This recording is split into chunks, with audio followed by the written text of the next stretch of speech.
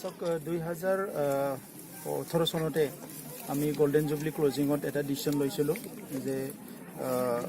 যেটো global warming আৰু climate চেঞ্জৰ যেটো গোটেই বিশ্বত এটা ইস্যু আহিছে সেই ইস্যুটো লৈ পেলাই আমিও যেহেতু বিশ্ববাসী হয় সো এনভাইৰনমেন্টটো ব্যালেন্স কৰি ৰাখা নেচাৰটো ব্যালেন্স কৰি ৰাখাটো আমাৰো দায়িত্ব আছে আৰু এই গোটেই মানে ক্লাইমেট চেঞ্জৰ যেটো প্ৰক্ৰিয়া আগবাঢ়ি গৈছে এটো মানে ব্যালেন্স কৰাটো আমাৰো দায়িত্ব আছে এই হিচাপে আমি 2018 চনতে ডিসিশন লৈছিলোঁ যে প্ৰতি বছৰতে আমি বৃক্ষৰোপণ কৰিম আৰু 5 বছৰত আমি 30 লাখ বৃক্ষৰোপণ কৰিম বুলি আমি এটা ডিসিশন লৈছিলোঁ এই হিচাপে যোৱা বছৰো আমি কৰিছোঁ এই বছৰো কৰিছোঁ আৰু এই বছৰ স্পেশালি এই মানাসত আমি যিবিলাক গছে ফল দিয়ে যি ফলবিলাক মানুহৰ পৰা আদি কৰি জীৱ জন্তুৱে খায় এই বিশেষকৈ গছ ফলৰ গছ বেছিকৈ ৰুৱাৰ কাৰণে আমি এটা প্ল্যানিং লৈছোঁ কিয়নো মেন এনিমেল কনফ্লিক্ট বহুত চৰ্চা হৈ আছে ওদালগুৰি ডিস্ট্ৰিক্টত বিশেষকৈ বিটিসি এৰিয়াত দেখিবলৈ পাইছে যে বহুত বাঢ়ি গৈছে গতিকে আজি এনিমেল বিলাকৰ যদি জংগলত থাকিবলৈ খাবলৈ নাপায় থাকিবলৈ ঠাই নাপায় তেখেতসকলে নিশ্চয় অইন এৰিয়াবিলাকত গুচি যাব গতিকে সেই কাৰণে তেখেতসকলৰ ঘৰতে নিজৰ যেটো হেবিটেশন ইয়াত যাই পেলাই তেখেতসকলক যদি প্ৰভাইড কৰা যায় তেখেতসকলে হয়তো তাত থাকিব তেনেকুৱা এটা ধাৰণা লৈ পেলাই আমি প্ল্যান্টেশন কৰাৰ কাৰণে চিন্তা কৰিছোঁ আৰু আনপিনেদি যেটো গ্লোবেল ওয়াৰ্মিঙৰ যেটো কথা যে দৈনন্দিন যেটো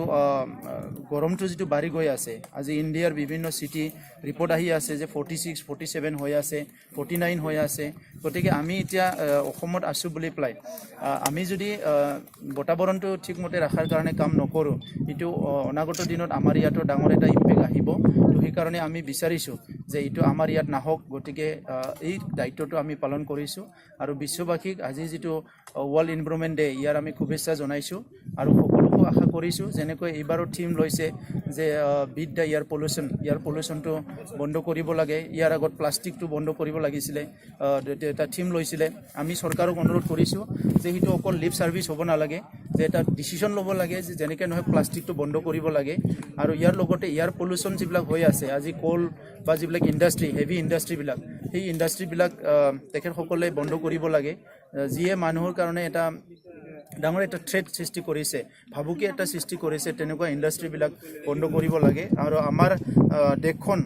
এটা ভাল এটা এনভাইৰনমেন্ট এটা সৃষ্টি কৰিব লাগে হেতু অহা প্ৰজন্মৰ কাৰণে খুব মানে প্ৰয়োজন হ'ব তো সেই কাৰণে আজি যিবিলাক কামবিলাক যিবিলাক কাৰণত যিবিলাক ডেভেলপমেন্টৰ কাৰণে বা যিবিলাক এক্টিভিটিৰ কাৰণে ইয়াৰ পলিউশন হৈছে ওয়াটাৰ পলিউশন হৈছে ল্যান্ড পলিউশন হৈছে বা আমাৰ ফৰেষ্ট অঞ্চল যেটো ধ্বংস হৈছে এই গোটেই সমস্যাবিলাক সমাধান কৰাৰ কাৰণে এটা সলিউশন সৰকাৰক আমি লবলৈ দাবী কৰিছো আৰু ইয়াৰ লগতে যেনেকৈ man animal conflict man forest কনফ্লিক্টও চলি আছে হেতু এটা ডিক্লেয়াৰ নহয় আনডিক্লেয়াৰ ভাবে যে মানুহে আজি থাকিবলৈ জাগা নাপায় ফৰেষ্ট অঞ্চলত থাকিব লগা হৈছে গতিকে হেতু এটা ডাঙৰ ইস্যু এই কাৰণে গভৰ্নমেন্ট অফ ইণ্ডিয়াই যেটো আইন বনাইছিলে ফৰেষ্ট ডুৱেলাৰ্ছ এক্ট হেতু পাৰ্মানেন্টলি এটা ইমপ্লিমেন্ট কৰি পেলাই এটা সোনকালে এটা সলিউশন আনিব লাগে যাতে যিখিনি ফৰেষ্ট আছে এই ফৰেষ্টখিনি আমি বাচাই ৰাখিব পাৰো আৰু সেই ফৰেষ্ট অঞ্চলত আমাৰ যিবিলাক হেৰিটেজ আছে সেই হেৰিটেজটো বাচাই ৰাখিব পাৰে এই কথাটো লক্ষ্য ৰাখি পেলাই যাতে সৰকাৰে এটা পলিচি লয় আৰু আমি তাত সহযোগ কৰিম আৰু আজি মাউজি গেন্দ্ৰীৰ পৰা আদি কৰি যিসকলে ইয়াত সহযোগ কৰিলে আমি ধন্যবাদ জনাইছো আৰু অনাগত দিনত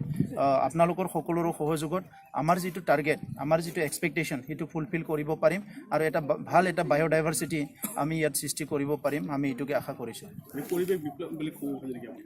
নিশ্চয় এটো পৰিৱেশ বিপ্লৱ আৰু এটো অকল আমাৰ ইয়াত নহয় গোটেই বিশ্বতে আজি সজাগ হৈ আহিছে কিয়নো আজি মানুহৰ